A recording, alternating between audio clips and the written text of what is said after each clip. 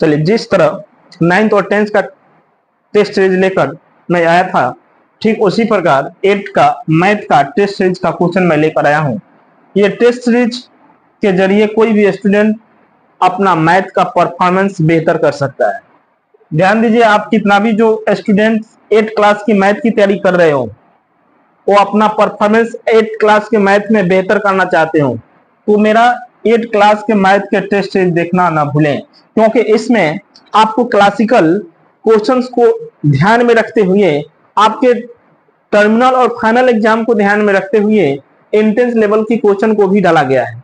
जो विद्यार्थी test series के एक एक क्वेश्चन पर फोकस करेंगे ना, तो उनका मैथ इतना स्ट्रांग हो जाएगा कि वो जनरल कंपटीशन में भी बैठेंगे तो उनका मैथ में परफॉर्मेंस बेहतर होगा। चलिए, टेस्ट सीरीज का मेरा पहला क्वेश्चन है कि a into B plus C equal to A into B plus A into C में कौन सा गणितीय नियम है। गणित में बहुत सारे नियम है, जैसे वितरण नियम है, सवणक नियम है, साहचर्य नियम है। इसमें नॉन ऑफ दीज भी ऑप्शन में दिया हुआ है। ध्यान दीजिएगा, पहला ऑप्शन है वितरण नियम, दूसरा ऑप्शन है सवणक नियम, अगला ऑप्शन है साहचर्य नियम।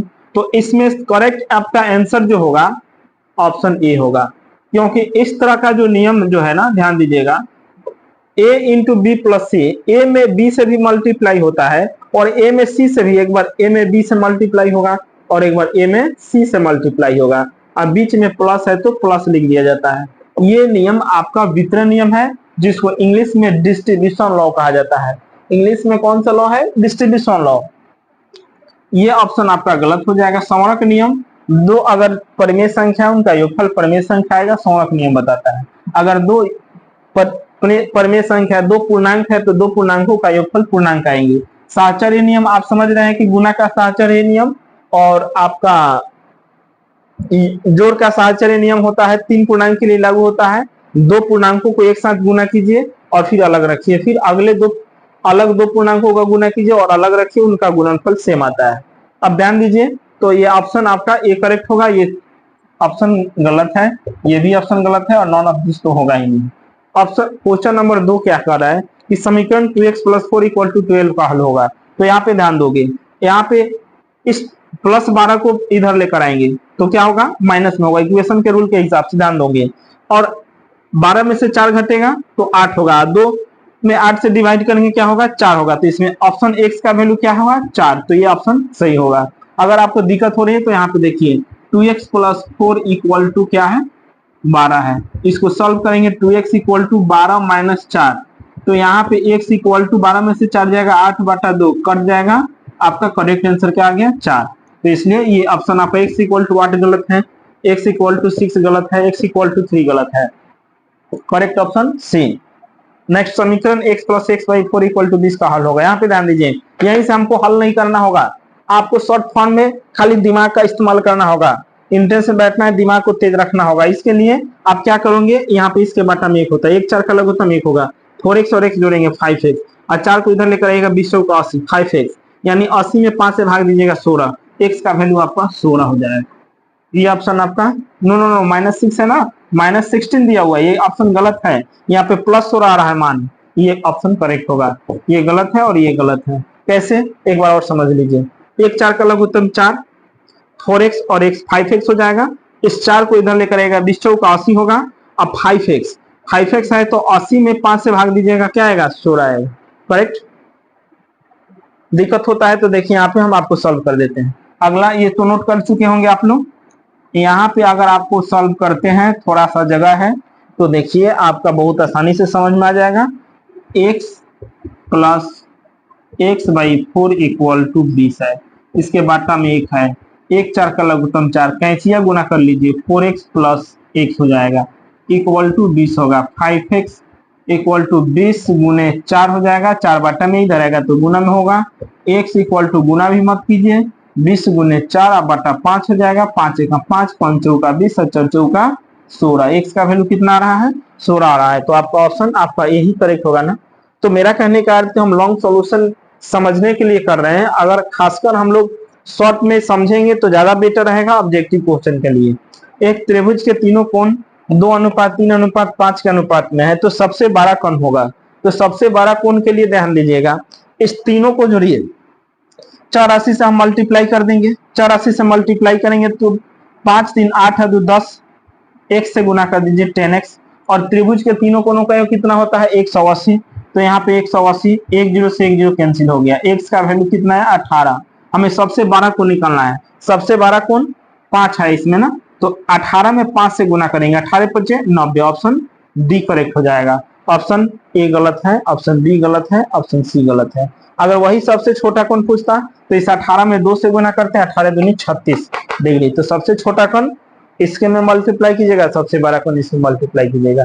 कितना शॉर्ट में सॉल्यूशन हुआ, इसको लॉन्ग में भी बना देंगे तो लॉन्ग थोड़ा टाइम ज्यादा लगेगा, लेकिन ऑब्जेक्टिव क्वेश्चन की प्रैक्टिस करना है, एग्जाम में फास्ट में परफॉर्मेंस अच्छा करना है, तो आपको इस ट्रिक को मेरे समझिए, कॉन्सेप्ट मैं दे रहा हूं कि कोई भी ऑब्जेक्टिव क्वेश्चन के लिए आपको फास्ट में सॉल्यूशन कैसे कीजिएगा, ट्रिक और कॉन्सेप्ट को समझते चलिए, आपका आंसर बहुत आसानी से आ जाएगा। चलिए इसको नोट कर लीजिए जल्दी, फास्ट में, हरी अप, जल्दी थोड़ा नोट कीजिए इसको। अगर आप लोगों को कहीं दिक्कत आएंगी तो कमेंट जरूर कीजिएगा, आपको इससे भी बेहतर तरीके से समझाया जाएगा। हमको तो जहां तक उम्मीद है कि आप लोग को समझ में आ जा रहा होगा।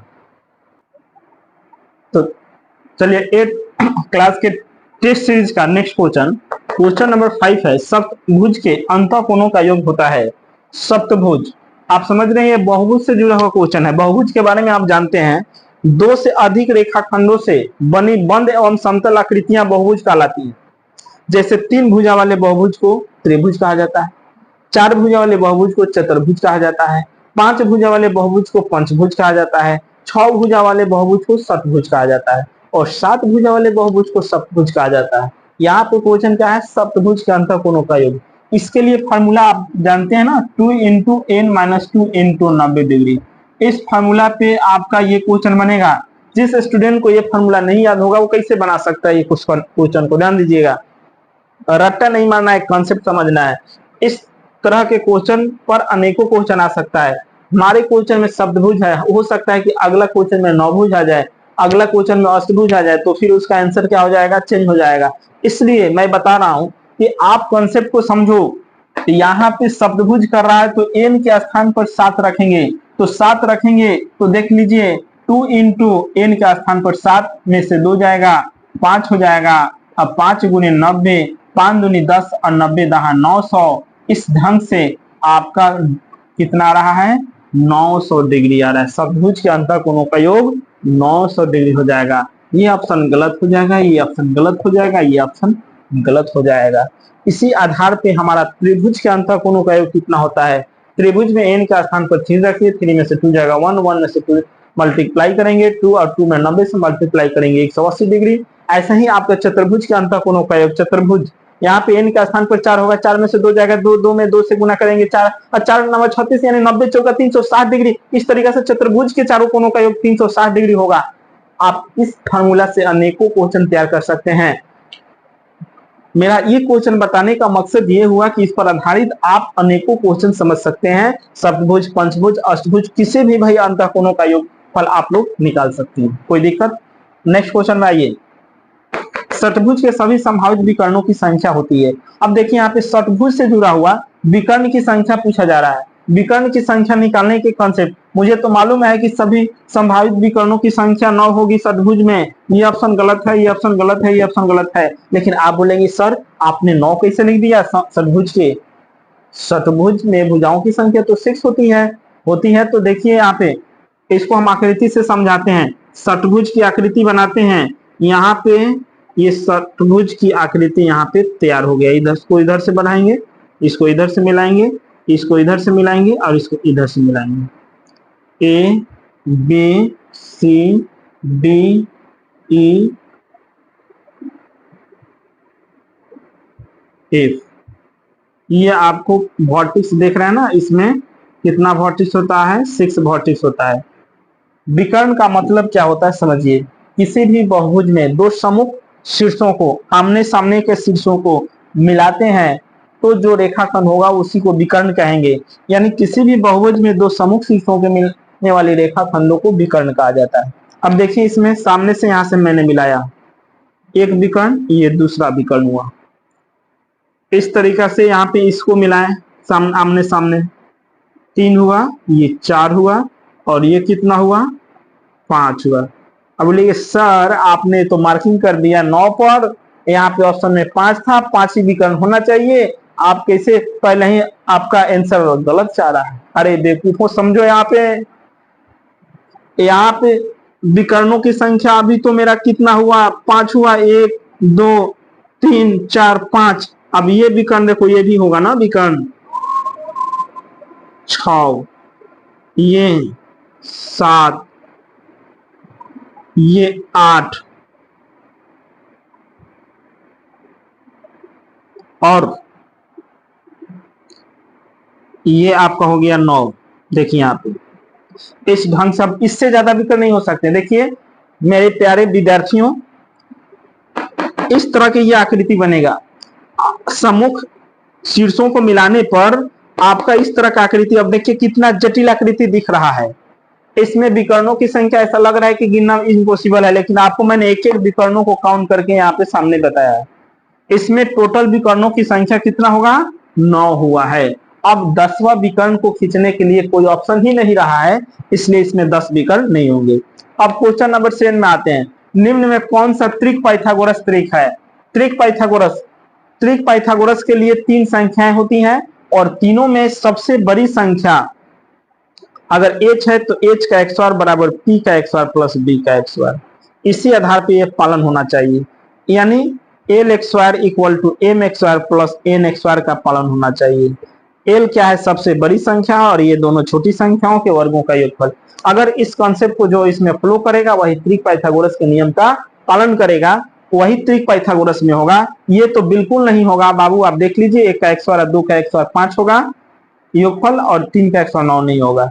ये भी नहीं होगा, ये भी नहीं होगा, होगा तो ऑप्शन सी होगा। क्यों, क्योंकि इसमें सबसे बड़ी संख्या 10 है, 10 का XOR बराबर हो जाएगा 6 का XOR प्लस 8 का XOR।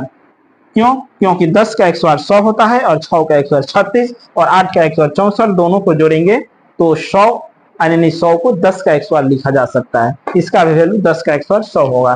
तो इस ढंग से इस तरह का क्वेश्चन आपको अन्य भी आ सकते हैं, ऑप्शन भी दूसरा एक्स्ट्रा दे सकता है। तो आपको ये त्रिक पाइथागोरस का पहचान आप आसानी से कर सकते हैं ना। अब इसमें किसी तरह का कोई दिक्कत है, अगर आपको डाउट हो, नहीं समझ में आया हो, तो कमेंट आप अवश्य करें, और इस एक एक क्वेश्चन को समझना और देखना और लिखना ना भूलें। आप इसको अभी नोट कर लीजिए, फिर मैं नेक्स्ट क्वेश्चन बताने जा रहा हूं। जस्ट थोड़ा सा फास्ट में नोट करेंगे, समय बहुत कीमती है।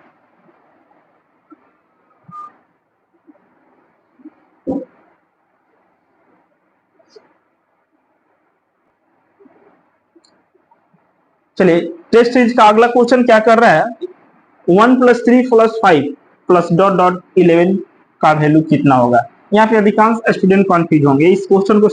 ये विषम प्रकृत संख्याओं के वर्गों का सीरीज है। इस क्वेश्चन को देखिए, मत सोचिए कि आप सिर्फ यही क्वेश्चन जानेंगे, इस पर आधारित आप कोई भी क्वेश्चन बना सकते हैं। देखिए 1 सबसे छोटी विषम प्राकृत संख्या क्या होती है, 1, उसके बाद विषम 3 आता है, यानी विषम प्राकृत संख्याओं के वर्गों का योगफल होता है n XOR। मात्र यही सूत्र याद रखिएगा, n XOR। आप इस तरह के कोई भी क्वेश्चन बना सकते हैं, कोई भी। आप कैसे, तो देखिए यहाँ पे 1 से लेकर 11 तक की विषम प्राकृत संख्या कितनी है। आप बोलिएगा सर काउंट 11 तक तो काउंट कर सकते हैं लिखकर, 1000 तक रहेगा तो कैसे काउंट करेंगे, तो उसका भी नियम मैं बता रहा हूँ।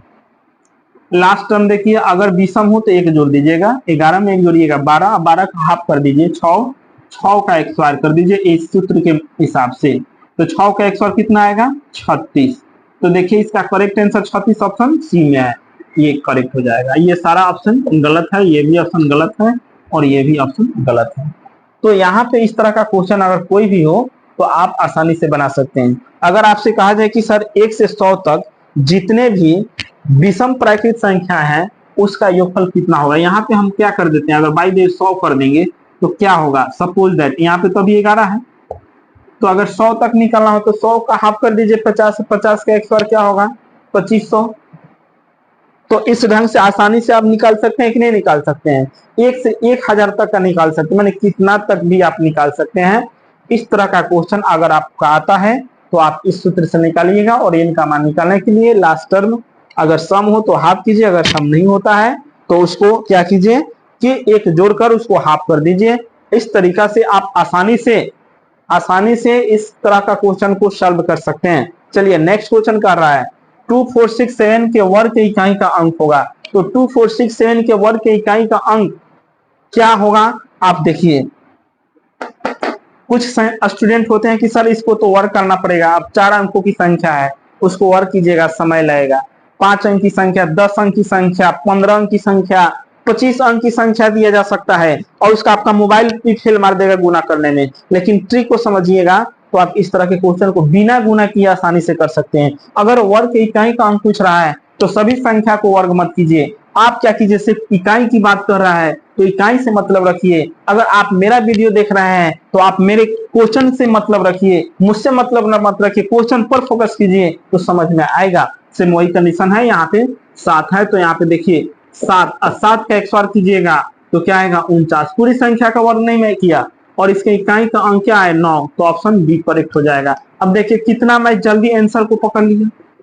पूरा संख्या का वर्ग मैंने नहीं किया, सिर्फ इकाई के अंक का वर्ग करना है। इस तरीका से अगर आपसे पूछ दिया जाए 2, 4, 3 या 7, 9 के वर्ग के माने इकाई के माने इसके इस संख्या के वर्ग के इकाई का अंक क्या होगा, तो 9 से मतलब रखिए, 9 का XOR कीजिए 81 होगा, इसके इकाई का अंक 1 हो जाएगा।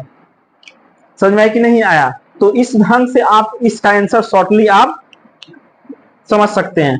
तो नेक्स्ट क्वेश्चन पे आते हैं 10 नंबर 4.8 का होल XOR। 4.8 का होल XOR आप क्या कीजिए पहले दशमलव हटा दीजिए 48 का XOR कीजिएगा कि 2304 आएगा, लेकिन इसमें दशमलव है, अब इसमें दशमलव है ही नहीं तो हटा दीजिए, इसमें गलत हो जाएगा। इन तीनों में दशमलव है, बोलिएगा सर इसमें दशमलव, इन तीनों में कोई भी हो सकता है, लेकिन यहाँ पे देखिए पावर कितना है 2 है तो हमारा इसमें 2 अंक के बाद दशमलव पढ़ना चाहिए। 2 अंक के बाद यहाँ पे दशमलव डाल दिए, यहाँ पे दशमलव, 1 अंक के बाद पावर 2 है तो यहाँ पे 2 अंक के बाद दशमलव। ये ऑप्शन आपका ऑप्शन सी में है तो ऑप्शन सी करेक्ट हो जाएगा। ये गलत होगा इस क्योंकि इसमें 3 अंक के बाद दशमलव है, इसमें 1 अंक के बाद दशमलव, ये भी ऑप्शन गलत हो जाएगा। आपका करेक्ट ऑप्शन क्या होगा सी। तो देखिए मैं आपको इस तरह के क्वेश्चन को कितना आसानी से आंसर आपको लिख दे रहा हूं और इसमें हर क्वेश्चन में कुछ ना कुछ माइनर कॉन्सेप्ट छुपा हुआ है जिसको आपको जानना और समझना जरूरी होता है, और मैं उस कॉन्सेप्ट को आपके सामने लाने का प्रयास कर रहा हूं, आपको समझाने की प्रयास कर रहा हूं। इसलिए आप इस तरह के क्वेश्चन को प्रैक्टिस करेंगे। ये मेरा मैथ का टेस्ट सीरीज है, देखिए अभी से आप लोग का बेस ठीक ठाक रहेगा ना, 7 का 8 का 6 का ये जितना टेस्ट सीरीज में, ये भी तो मैं आपको 8 का टेस्ट सीरीज दे रहा हूं, लेकिन इस 6 7 का भी मैं टेस्ट सीरीज देने वाला हूं। बच्चे लोग बोले हैं कि सर जूनियर क्लास के लिए क्या आप टेस्ट सीरीज नहीं बनाएंगे, ऊपर क्लास का मैं हम लोग वीडियो देख रहे हैं, बहुत आपका अच्छा लग रहा है टेस्ट सीरीज, मुझे बहुत खुशी हुआ आप लोग रिप्लाई दिए इस ढंग से, तो मेरा मनोबल बढ़ा और इसलिए मैं उन जूनियर क्लास के बच्चों को लिए भी टेस्ट सीरीज का क्वेश्चन मैं डालने वाला हूं नेक्स्ट वीडियो में। आप कुछ दिन इंतजार करें, कुछ ही दिन के बाद वो वीडियो आपको दिखने को मिलेगा और ऐसे हर क्लास के बच्चों के लिए मैं अथक प्रयास करता रहूंगा। और जो नए स्टूडेंट्स हैं वो मेरे वीडियो को देखना ना भूलें और मेरे चैनल को सब्सक्राइब करना ना भूलें। ऐसे तो जो पहले से पढ़ाई कर रहे हैं वो हमारे बारे में जानते हैं, लेकिन जो न्यू स्टूडेंट होंगे पहली बार देख रहे हो वो मेरे चैनल को सब्सक्राइब अवश्य करें। चलिए नेक्स्ट वीडियो के लिए आप कुछ दिन इंतजार करें।